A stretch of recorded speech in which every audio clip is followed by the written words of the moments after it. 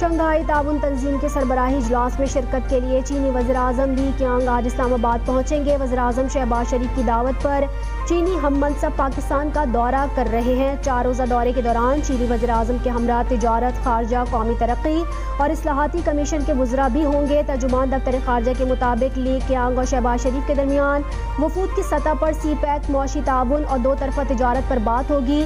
मुलाकात में इलाकाई और आलमी सूरत हाल पर भी तबादला ख्याल होगा। मौजूद मेहमान सदर आसिफ अली जरदारी और अस्करी क़यादत के साथ भी मुलाकात करेंगे।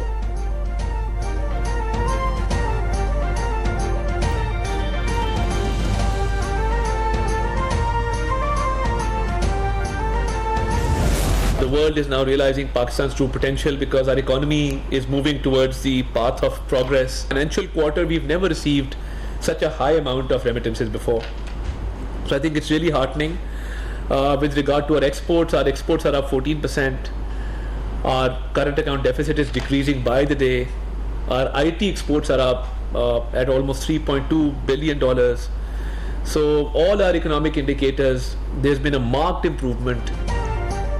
चीनी वज़ीर-ए-आज़म का दौरा और शंघाई ताउन तंजीम का इजलास गेम चेंजर साबित होगा। वज़ीर इत्तलात अता तारड़ की गुफ्तगू। उन्होंने कहा सऊदी अरब से $2.2 अरब के मुआहदे हुए हैं। मुल्क में महंगाई 6.9% पर आ गई है। बरामदात में 14% इजाफा हो गया।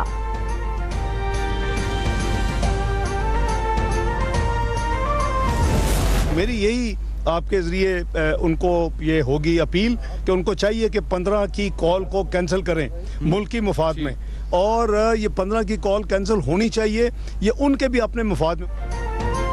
एक सियासी जमात SCO इजलास को नाकाम बनाने की कोशिश करती नजर आ रही है। नायब वज़ीर-ए-आज़म इसहाक डार कहते हैं जिसको भी इस्लामाबाद में एहतजाज करना है SCO इजलास के बाद करे। कौमी अहमियत के इवेंट पर एहतजाज मुस्बत इक़दाम नहीं है।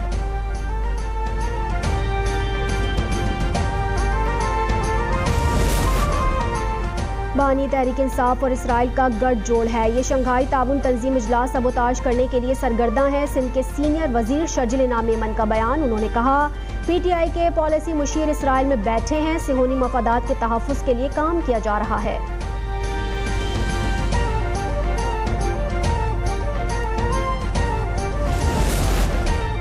तहरीक इंसाफ इसराइल के एजेंडे पर अमल पैरा है। SCO पर एहतजाज का ऐलान अफसोसनाक है। मुस्तफ़ा कमाल की गुफ्तगू। रहनुमा MQM ने कहा रियासती इदारे मईशत की बेहतरी के लिए काम कर रहे हैं।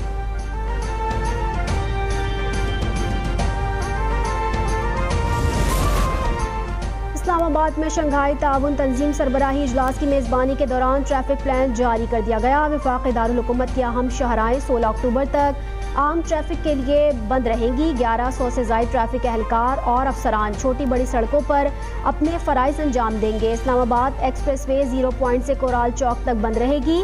रावलपिंडी की तरफ आने जाने वाली ट्रैफिक 9th एवेन्यू इस्तेमाल करेगी। जुड़वा शहरों में मेट्रो बस सर्विस आज से 17 अक्टूबर तक मुकम्मल बंद रहेगी।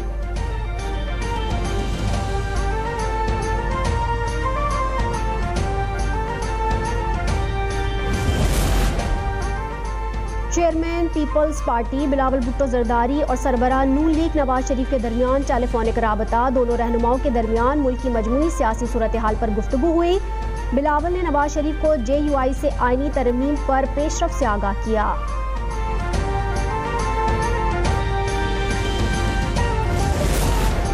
मुजव्वज़ा आईनी तरमीम पर पार्लिमानी खुसूसी कमेटी का इजलास आज होगा। खुसूसी कमेटी का इजलास खुर्शीद शाह की ज़ेर सदारत दोपहर 3:30 बजे पार्लियामेंट हाउस में होगा।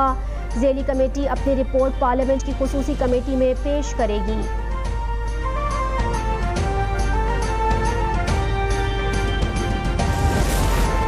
Free and fair election network ने आईनी अदालत के क़याम की हिमायत कर दी। नायब सदर पीपल्स पार्टी सेनेटर शहरी रहमान से फाफिन के वफ़द ने मुलाकात की, जिसमें फाफिन ने उसूली तौर पर PP के साथ आईनी अदालत के क़याम पर इत्तफाक किया।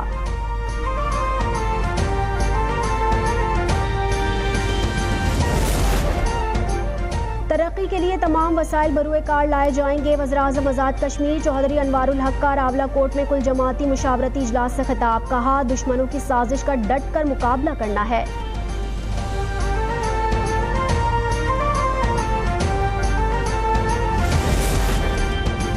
करंट अकाउंट खसारा $665 मिलियन रह गया। आलमी मालियाती इदारे का पाकिस्तान की मईशत और पॉलिसी में बेहतरी का एतराफ़। IMF ने कहा मुल्क में महंगाई 9.6% तक गिर गई है। 20 साल में पहली बार प्राइमरी सरप्लस 0.9% हो गया। शरह नमू 2.4% तक पहुंच गई।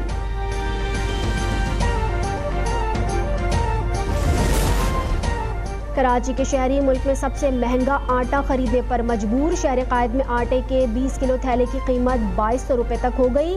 2 हफ्तों में कराची में 20 किलो आटे का थैला 200 रुपये तक महंगा हुआ। इदारा शुमारियात के मुताबिक लाहौर और फैसलाबाद में आटे के 20 किलो थैले की कीमत 1700 रुपये तक है।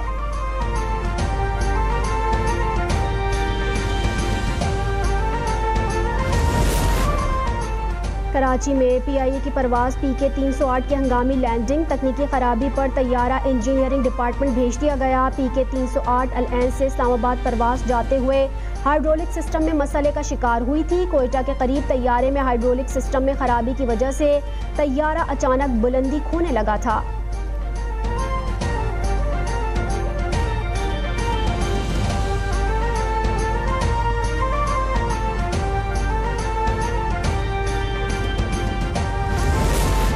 अगले माली साल ऐसी कोई स्कीम नहीं ली जाएगी जिन पर अभी तक कुछ खर्च नहीं हुआ।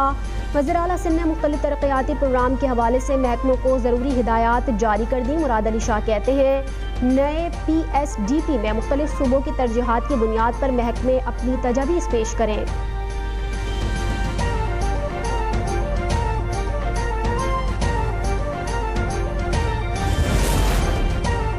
चोलिस्तान कैनाल मंसूबे की मंजूरी पर सिंध को तहफ़्फ़ुज़ात। CDWP का फैसला मुस्तरद कर दिया। वज़ीर आबपाशी जाम शोरो कहते हैं सूबा पानी की किल्लत का शिकार है। इस मंसूबे से ज़मीन बंजर हो जाएगी।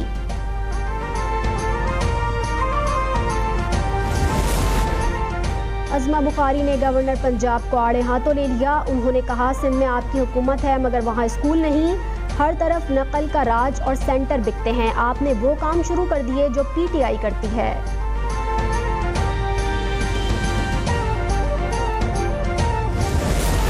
फैसलाबाद में मुबैना पुलिस मुकाबले में 2 डाकू मारे गए और डैन स्ट्रीट के करीब मारे जाने वाले डाकू सगे भाई थे। रिकॉर्ड याफ्ता डाकू डकैती और राहज़नी के मुकदमात में मुलव्विस रहे थे।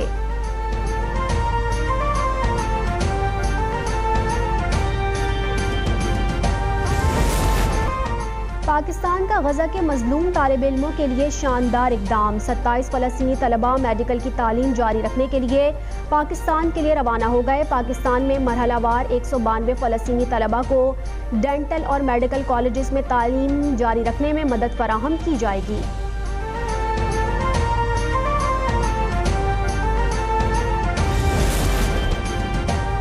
अपने दिफा के लिए कोई सुर्ख लकीर नहीं, जंग के लिए पूरी तरह तैयार हैं। ईरानी वजीर खारजा अब्बास अराक्ची कहते हैं हम जंग नहीं अमन चाहते हैं। ईरान गजा और लबनान में जंग बंदी और अमन के लिए काम जारी रखेगा। ब्राज़ील के शहर साओ पाउलो में तूफानी बारिशों के बायस 7 अफराद हलाक और लाखों अफराद बिजली से महरूम हो गए। कई इलाकों में तूफानी हवाओं से दरख्त गिर गए और इमारतें भी मुनहदिम हो गईं। साओ पाउलो मेट्रोपॉलिटन के इलाके में अब भी तकरीबन 14 लाख रिहायशी बिजली से महरूम हैं।